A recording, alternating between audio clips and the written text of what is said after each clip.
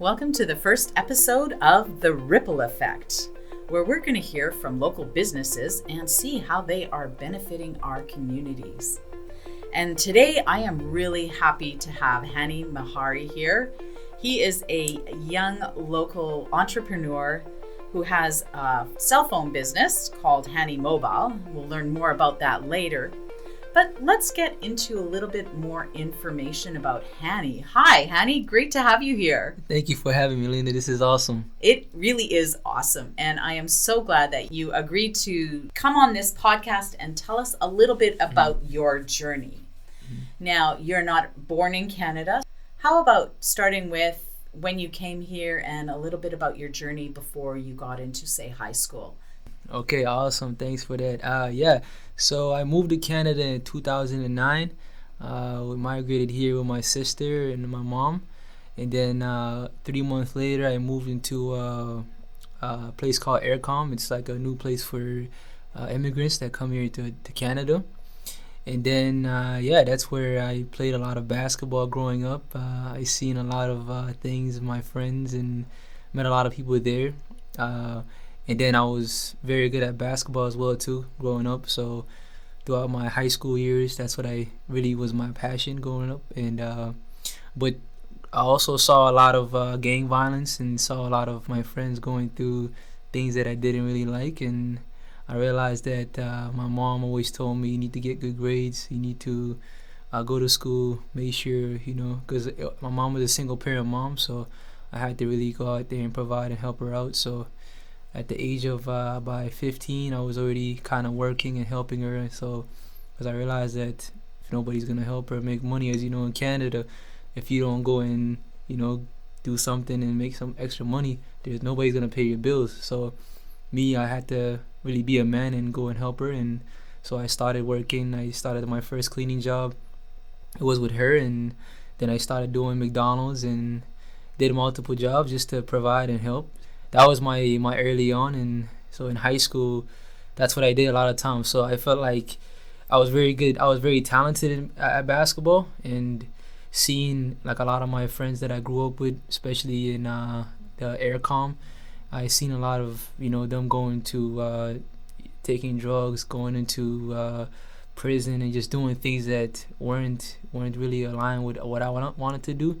Because I seen that growing up, that was my environment. So I told myself I need to make it out of that. So basketball was really my passion, to be like, hey, I'm gonna do whatever it takes to help my mom, and hopefully one day I'll make it to the NBA, because that was one of my dreams. So that was something that I really put out there. And That's interesting that you're talking about the influences and the environment you had when you were younger. And I'm actually very curious. I guess it was that drive to become a star basketball player that kept you on the straight and narrow. Did you find that there were others that were doing the same things, and it was a drive for something that kind of prevented them from becoming immersed in the environment and succumbing to whatever other alternative lifestyles that are not as productive as entrepreneurship, for example? Yeah. So I realized that a lot of it was just influence. So people would just hang around the wrong people and wrong crowd, and especially growing up, if you're at that age, you don't know what's happening, right? So you get influenced, and it's a lot of these guys that especially the ones that most of them I actually came to Canada with. So I had friends that we came on the same plane, and now I'm seeing them doing drugs, and I'm seeing them go to prison. I'm like, that's not who you are, right? That's not who you. But you come here and you don't know where to go. You don't know who you don't know where to go with the right environment. You're gonna get trapped in that area. So that's what ended up happening. But for me, because I picked up basketball and that was really my passion, and understanding that my mom is a single parent mom, if I mess up, she's gonna be by herself, and I don't want to leave her on by herself and just because it's tough to be in Canada just by yourself and have only 2 kids, right? So that was the fuel for me to kind of really go after my passion and pursue it and see what can happen. And that's what I did, because I told myself I can't do what all my friends are doing. So I had to really focus in and help my mom, because that was my drive there. That's really admirable. Your mom must be so proud. Mhm. So in high school and probably junior high, because you said you started working pretty young, so you're helping your mother and then doing the McDonald's thing and probably some other types of jobs that are like that. Mhm.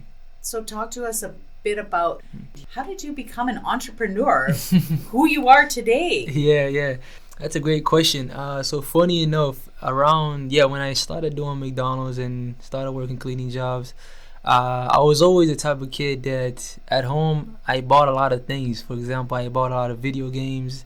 I always bought a lot of shoes growing up because that was my thing. If I made some money, I would go buy stuff. And so I realized one day I was sitting at home and I was like, I have so many shoes. I have so many video games.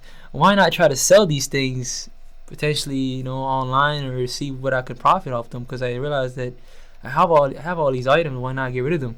So that's what I did, and a little bit of my entrepreneurship experience started there, where I started selling a lot of my shoes on Kijiji, using a lot of Facebook Marketplace at the time, and just started selling my shoes, and then I started doing that.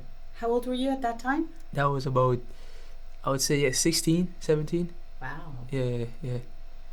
So around there, that age. So that's when things really, I was like, but at that age, you don't really know what entrepreneurship or business is because I'm just doing it. And my mom is telling me, hey, you need to get good grades. But I always felt like I like going to school mainly because of a basketball. School isn't really my passion. I feel like school didn't teach you how to be an independent thinker. It was more like you got to get the grades and this is what you're going to do, right? And if you don't get the grades, then now you're a failure. So, because for me, I was like, there's no way if I fail this class, I fail in life because I feel like life is not, that's not how it is. So, I got stuck where I started an entrepreneurship business a little bit on the side where I was buying shoes, selling them, and I even sold a lot of TVs as well because I had TVs at home. Like, let me try selling TVs as well. So I started doing that for a little bit, but my mom just didn't like the idea of me kind of doing that on the side because she felt like it was taking me away from the school because she wanted me to be a doctor, right, or a lawyer or something, or a pilot. That was one thing she wanted me to be. So I'm like, I had to really leave those things alone and just go back to kind of listening to her and do whatever she had to tell me because I kept playing basketball. And then by about close to when I was about 18, 17, I had got, because I was very good at basketball. So every year I was like an all-star. So I started playing varsity around grade 11, right? Grade 11, that's when I started playing varsity. And then by grade 12, I already had got a bunch of offers to get to play in Ontario, right? I had an offer in Ontario to go play basketball over there. And so I always felt like, this could be a thing. But me just didn't like going to school. I felt like basketball was just the thing that I was going after because I felt like the grades just didn't line up with what I wanted to do. So when that opportunity came, it just didn't interest me as much as like, me wanting to pursue something else because I felt like school was just not my thing. So if I was to go play basketball, I have to get the good grades. That's where I had to stop entrepreneurship and stop the business for a little bit and focus in on the school and really try to graduate. I went back to school and really finished my grade 12 year. And then when the time came, I had got an offer to play in Ontario, but I was just telling myself, like, I don't know if I really want to go after this because I was the type of kid that I was good at basketball, but I never practiced. I never really put in the work because I felt like it was just, I had the natural gift of just playing basketball. Because I started playing early. I was probably started playing basketball around, I think, 13 or 12, around there when I moved to Canada. So that's how long I've been playing. So my talent for the game was just natural. I was a tall, skinny kid, so it never really worked out anything like that. So, and when the time came to really go over there and play basketball, I was just like, I don't know if that's really for me because I know the amount of work being a student athlete that takes a commitment and really the practice and the discipline to do that. It's not everybody's gonna be able to kind of, because ultimately the goal is, if I go play basketball over there, am I gonna go to the NBA, which is the percentage of that happening is very small because the amount of work you have to put in is 10 times. Now you're gonna be a student athlete. You gotta wake up in the morning, 6 a.m., 7 a.m., play basketball, lunchtime, play basketball again, then afternoon, play basketball again. Because I seen the schedule, I'm like, I don't know if this is for me, right? So, yeah, so 2018 I graduated, and then 2019 I went back to working a job and trying to figure out where I was gonna do next with my life, because I felt like it was basketball was my passion, but I felt like I don't know if I have that discipline, that commitment to really pursue this dream. That's interesting because very often we have a dream and we think that's going to be a lifetime dream, but it really isn't. It's just maybe a dream that takes us to a certain point in our lives, and then we realize, like you say, I don't want that life now. Yeah. And so you go on to something else. Your next job was a way to find yourself and figure out where you wanted to go from there. Once you decided, I don't want to be an NBA star, because you're right. I mean, it does take a lot of work, a lot of discipline. But I also want to say that you definitely had the mindset to achieve what you wanted to. And certainly there is gifts, physical gifts that you had that allowed you to play basketball well. And it got you to a certain point that you maybe didn't have to work as hard at becoming a very skilled basketball player, but you knew that to become the best, that you would have to work a lot harder. And yet, throughout your whole youth, it seems like you do have that discipline. So perhaps it's not that you just changed your dream, right? Yeah, 100%. That's a great point that you say that. That's why even looking back now, I say like talent is not enough. You need discipline, because you can have all the talent in the world, but if you don't have discipline, if you're not waking up at 6 a.m., 7 a.m. to do the routine, to do the habits, it doesn't matter who you are. So when looking back at it now, yeah, that I'd probably say that if I were to really go after it, right, and really practice, put in the work, then the outcome will be totally different. But yeah, for me, that 2019 year, I stumbled upon I was like, you know what, I'm gonna go back to making extra money, because I've always had money saved up from working different jobs in the past. I'm like, let me go back to doing this and then find out what I was gonna do next, because I found out that a lot of my friends that, especially that I went to school with, most of them kind of pursue the college education route, where they all wanted to go to school, right, and finish and make their parents happy. So I'm like, I don't know if this is really for me, and so I was like, I need to go figure something else out. And yeah, 2019, close to that year by ending, lucky enough, the pandemic happened. As you know, that was when things really sparked for me. And by 2019, it's 2020-ish, the closing year there, is when I was just at home one day. I was like, I kind of just got tired of, because at that 2019 year, I started working physical jobs. I started doing roofing jobs. I started doing jobs that were kind of like, killing my body. So I'm like, oh man, like I went from a kid playing basketball to potentially having offers to now I'm working a roofing job, which is okay, but it definitely teaches you a lot, because I found out that I need to make extra money. So that year I just got home, and it was the greatest thing, because I was looking online to see what I could do with different ways to make money. And the first thing I went online was I searched up how to get into business or what entrepreneurship is. And I remember Robert Kiyosaki's book kind of showed up, and Rich Dad Poor Dad, that was the first book that was suggested on YouTube. And I'm like, what is this about? I never seen this title before. And yeah, I was the type of kid that never read books growing up. I never liked reading, because it wasn't my interest. It never interested me to kind of read books. And I started reading that book and just started listening to it. And I'm like, my mindset just transformed after, because in that book, Robert talks about rule 1. He says the rich don't work for money. So in my mind, I'm like, what do rich people do? You know what I mean? And then he talked about the stock market, real estate, financial literacy. So then I'm like, oh, what's this, right? So I'm starting to take notes. I'm researching stuff, and then I stumble upon the stock market, and then I find out that this game is being played for decades. The stock market has been open for so many years, and I'm like, oh, this sounds interesting. So then I pick that, and I just take it in. And as you said before, I went in, I just started disciplining myself. I said, I'm gonna focus on this, and see what can happen. And that's what I did. I started looking into companies. I started reading about balance sheets, and then I found out about Warren Buffett. That's how Warren Buffett came in the picture. Is oh, this guy's worth. I think at the time he was worth like $60 billion or something. I'm like, he's worth $60 billion, and all he does is just read companies' balance sheets and look at how to see what this company is doing, who's profitable over here, and he's just a stock picker and he's making billions of dollars. I'm like, okay, let me study what he does. And then I started reading a lot of his books, and I found out that he had a mentor whose name is Benjamin Graham, and he learned a lot from him.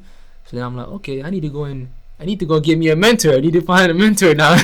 So that's where books kind of comes in handy. Now you go to look at different books, and that's where I stumbled upon personal development. I found out about Jim Rohns at the time as well too. I remember that one video Jim Rohns has talks about personal development, right? And he talks about how this is where the accountability thing comes into place, where he says, in order for things to change, you have to change. Because at the time, I realized that a lot of the habits, a lot of the things that I was doing wasn't really lining up with what I wanted to do. But I realized that if I'm going to change, I have to be accountable. So everything starts with me. I can't blame the government. I can't blame my mom.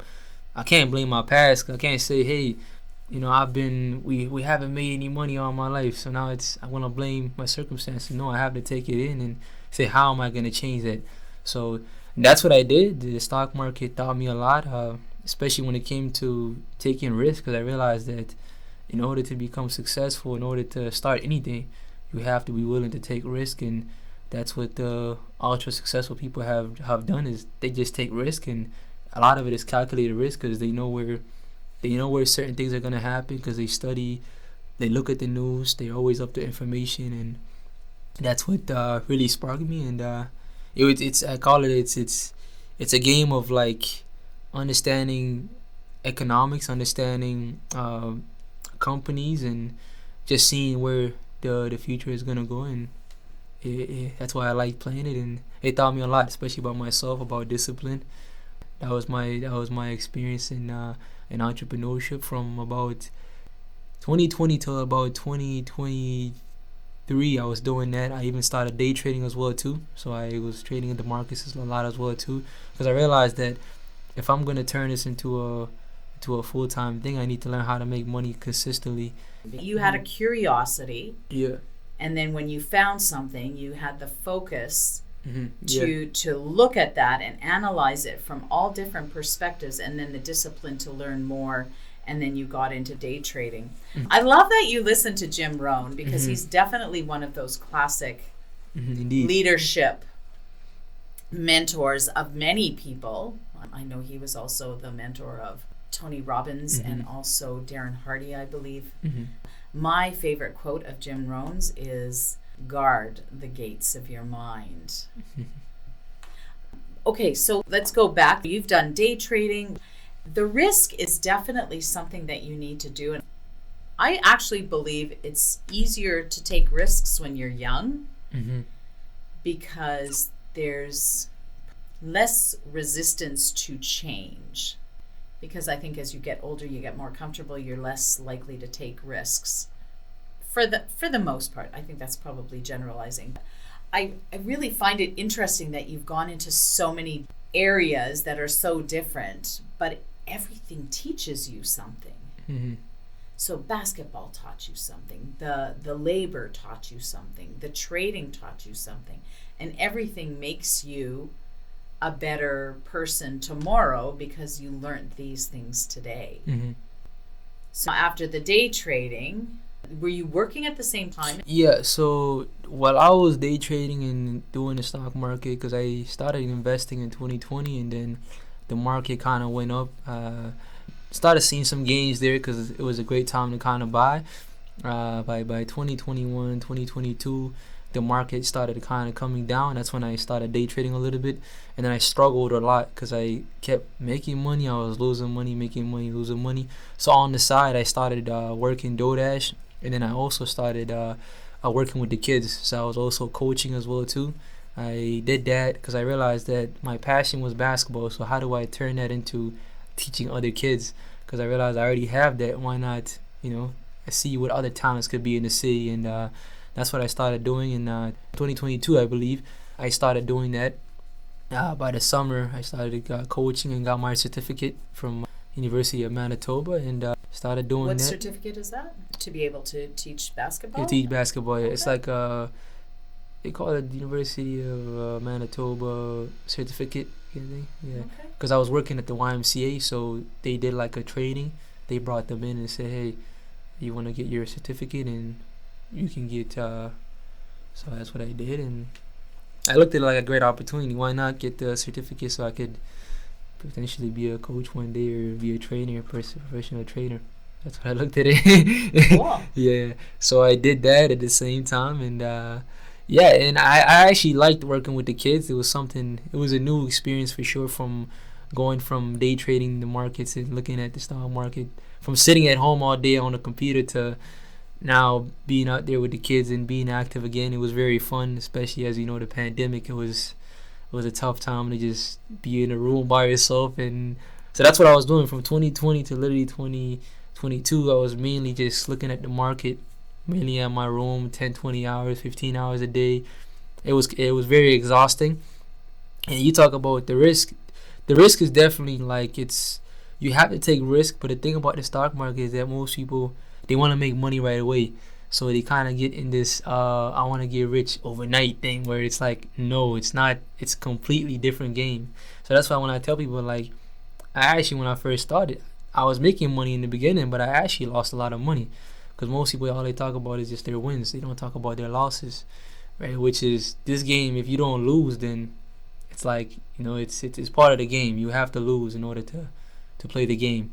So that's why I tell people, like, be willing to lose because it's gonna happen. And if somebody tells you they don't lose, then he's just selling you a dream, pretty much, right? So that's the thing for me. False dream. Yeah, exactly. Yeah. So and that's why that's what it teaches me, that hey, you gotta be willing to kind of take those obstacles that are gonna come, but how do you overcome them? And I took a lot of that into the workforce with the kids, and I learned a lot for sure. And then by 2023 is when I started my cell phone business. So 2023 in January, that's when I started my mobile business, which was last year. So it's just over a year that you've been doing that. Exactly. Okay. And that's where kind of we met. Awesome. Yes. Is from the time that you had just started your cell phone business. Yeah. Really, you go back to you're selling your sneakers and your TVs, I think you said, and a few different things, and then you've taken a lot of different turns and twists in your work life, and now it seems you've almost come full circle because it really is a similar thing, right? The cell phone business where you're starting to buy used cell phones from people and you're refurbishing them, you're repairing them, and then you're reselling them. Is that correct? Yeah, 100%. That's correct. So that 2023 year, I was at home again, and just because I realized that while being in the stock market, while trading, I realized that I wasn't really providing a service. So how do I provide a service and sell a product? So one of my goals for that year was to maybe start a Shopify account, sell sneakers on there, sell something. And then I was at home one day, and I was like, just looking at different ways I could potentially sell an item. And then I stumbled upon a video where the guy was talking about how you can buy and sell iPhones, or you could sell phones online. I'm like, okay, this sounds interesting. Let me see if I can give it a try. So what I started to do was, like you said, because I was already kind of doing it before when I was a kid, I'm like, this might be something that I'm pretty good at. And went back and I looked at what I had at home. I'm like, if I'm gonna start doing this, let me start doing it without my own capital. So what I started doing was I started looking around my house to see what I have laying around, and I realized that I have a couple phones laying around. So why not try to sell those and see if I can make some money, right? Because I realized that I don't need to have $5,000 to start this business. I could just start with whatever I have and see if this can work, right? So that's what I did, and lucky enough, I found those two phones. I posted them on Facebook Marketplace because I also had a Kijiji account from back in the day as well too that I reinstalled again, and did that. Posted my first phone. Next thing you know, I have a guy messaging me for the phone 1 week later, wants to buy it. And I'm like, okay, this is legit. This works. So sold that first phone, and then next thing you know, the second phone is being sold. So now I combined both those phones. That was $365. So that was my starting capital. So I literally started the side hustle with $365, and then that's when the light bulb kind of came on. I was like, okay, let me put in more effort into this. And then I went back into marketplace. I searched up iPhones and looked up. I started negotiating phones and started buying phones and just making offer ups. Offer ups pretty much means negotiating for a price, and then did that. Bought a lot of phones. Bought them, I sold them, bought them, I sold them, and then next thing you know, I'm seeing my capital grow from 365 to $2,000 after the first month, and I'm like, oh wow, this could be a business now.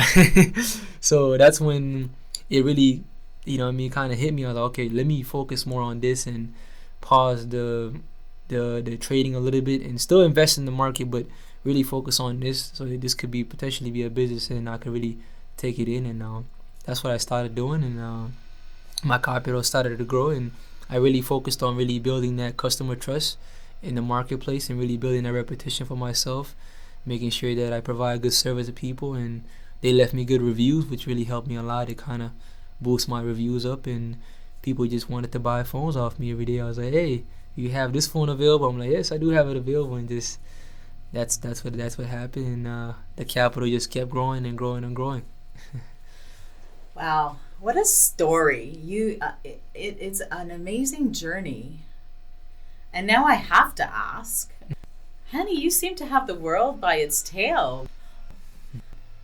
What's your dream today?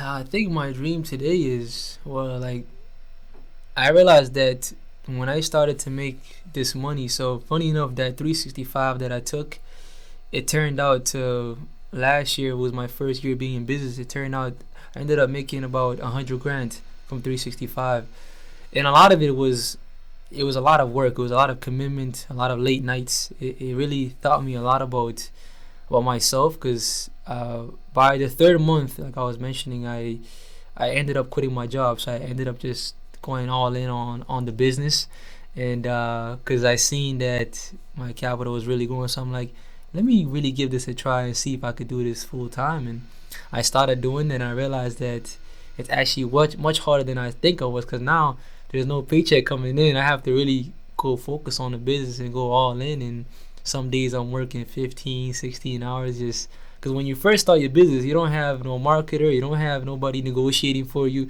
You have to do the advertisement. You have to go and negotiate, right? You got to go find the customers. You got to follow up with people. So that's what I started doing, and I realized that it taught me a lot, especially about myself, because now I'm like, okay, I could do this. I told myself, if I could do this for another month or two more and just keep going at it and just stay disciplined and really be committed and be hungry in the marketplace, I know that I can go far. And that's what I did. And then after a while, I was like, I think I could be bigger than this. I want to leave a legacy behind. That was my thing. And so that's when I met somebody like Mubarak, who's a mentor of mine now.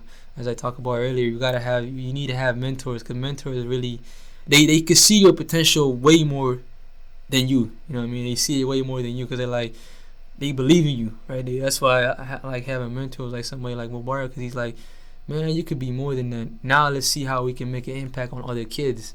So that's what I want to do now. I want to be able to change lives, as they say, on somebody else, and let them know that you could do this as well too. I'm just a kid from Aircom, you know what I mean, that grew up and seen a lot of things, and now I'm where I'm at. But I feel like I have more to give, and that's how I want to do it. I want to be able to kind of leave a legacy behind, and that's why I wrote that ebook.